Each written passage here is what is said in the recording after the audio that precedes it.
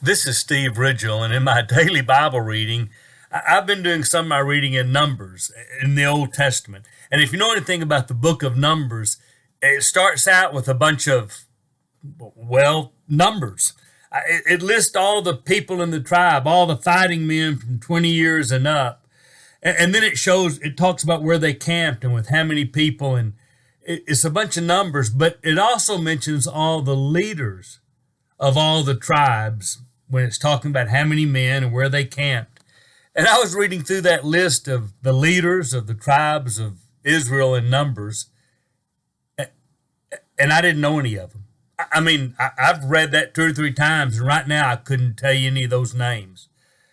And I got to thinking about that because sometimes people ask me, who are the great preachers you know? And, well, who should I be sure and read? And all this kind of thing. And then I think there are people that led God's people, leaders of their tribes, some of them having 40, 50, 70,000 fighting men. And here's the leader, and we don't even know who they are. Don't remember them. Don't know anything about them other than they at one time were a leader.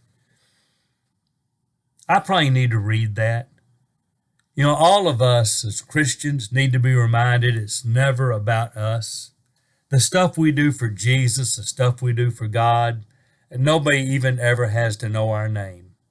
I have this YouTube channel, do a blog, I've written a few books, and speak a lot of places. It's really easy to say, wow, look at me and you know what? I need to remember 50 years from now, nobody's going to remember me. 100 years from now, nobody, even among Christian circles, is going to know who I am. But God will. God will. And maybe sometime they'll talk about people in the Lord's church. Maybe in heaven there's some kind of board with all the names of the Christians in 2023. Or maybe it's a list of all the Christians in Abilene, Texas in 2023. I don't know. I do know this, though.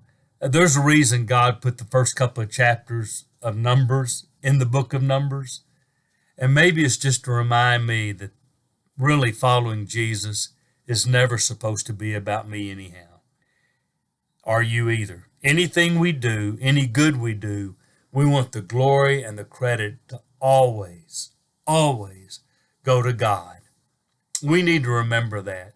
Nobody has to know our name but God. This is Steve Ridgell saying, I don't matter, but he does.